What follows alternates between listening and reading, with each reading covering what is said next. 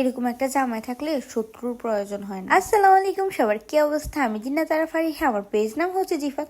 চলে আসলাম একটা daily blog নিয়ে। আর জামাইকে কেন শত্রু বললাম সেটা আমি সামনেই বলতেছি। আজকের এই ব্লগটা আমি সকাল থেকে শুরু করতেছি, আর আজকের ব্লগটা কিন্তু আজকের। আচ্ছা, সকালবেলা উঠছি, আমি রুটি বানাচ্ছি আমার দেবরদের জন্য, তারপর আমার বিছানাটা গুছিয়ে ফেলছি, ঝেড়ে টেরে মানে কাজ দেখাচ্ছি আর কি। আমি আমার শ্বশুর বাসায় থাকলে আমার সবকিছু রুটিন মতো হয়। সকালে ঘুম থেকে উঠা, খাবার বলেন, তারপর যে কোনো কিছু বলেন, সবকিছু নিয়ম অনুযায়ী হয়। তো আমাদের বাড়িতে গেলে সব আবার এলোমেলো হয়ে যায়। রুটি বানানোর পর আমি বাসা ঝাড়ু দিচ্ছিলাম, আর এখানে রিফাত আমাকে এত বিরক্ত করতেছিল।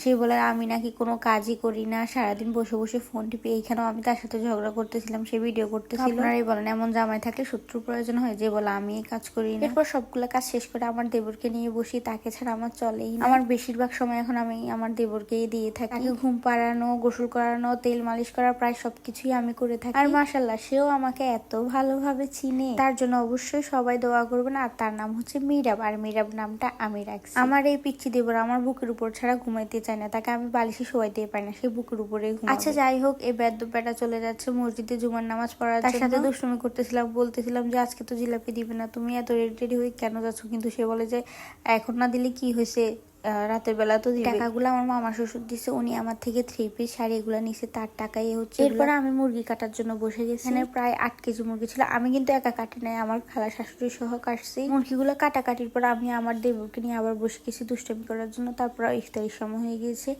এক গ্লাস শরবত বানাই স্বামীর জন্য, শুধু স্বামীর জন্য না, স্বামীর পরিবারের জন্য। আচ্ছা, শরবত বানানোর পরে আমার শ্বশুরের জন্য আমি আলাদাভাবে ইফতারের প্লেট রেডি করতেছিলাম। আমার শ্বশুর এবং রিফাতের জন্য আবার আলাদাভাবে ইসুপগুলির ভুসি, তোকমা এগুলা দিয়ে শরবত বানানো লাগছে। আমি কিন্তু ছোটবেলা থেকে একসাথে ইফতার করতে পছন্দ করি, আলাদা আলাদা ইফতার করতে আমার একদমই ভালো লাগে না। আমাদের বাড়িতে এইভাবে ইফতার করতাম, আবার আমার শ্বশুর বাসায় এসে এইভাবে ইফতার দেখে আমার অনেক বেশি ভালো লাগে। কিন্তু আগে বুটমুড়িতে বুরিন্দা খাইতাম না, কিন্তু এখন বুরিন্দা খাই, ভালো লাগে। আজকে যে মুরগিগুলো আনছে ওগুলার গিলা কলিজা আলাদা করে রাখতে বলছে আম্মুকে, বলছি যে কলিজা সিঙ্গেরা বানাবো। তো যেই বললা সেই কাজ শুরু করে দিলাম। গিলা কলিজা গুলোকে ছোট ছোট কুচি করে নিয়েছি, তারপর আলুগুলোকে কুচি কুচি করে নিয়েছি, পেঁয়াজ মরিচ যেগুলো কেটে নিয়েছি, তারপর আটা মুথে নিয়েছি, তারপর সিঙ্গারার জন্য সিঙ্গারার পুর তৈরি করে নিয়েছি। এখানে এটা তৈরি করতেছি, আর ওই পাশে আমার খালা শাশুড়ি রুটিগুলো বানিয়ে নিচ্ছে। একটা কথা না বললেই না, আজকের এই ব্লগটা তৈরি করতে রিফাত আমাকে অনেক হেল্প করছে, আবার অনেক জ্বালাইছে। যে সিঙ্গারা গুলো বানাচ্ছিলাম এগুলো একটু সুন্দর হয়নি, 3-4টা পরের গুলো কি যে সুন্দর হয়েছে। দেখতে সুন্দর দিয়ে কি করবো, খাইতে স্বাদ হলেই হয়েছে। দেখতে সুন্দর হলে খাওয়ার আকর্ষণ বেশি বেড়ে যায়। 4টা মুরগি কলিজা দিয়ে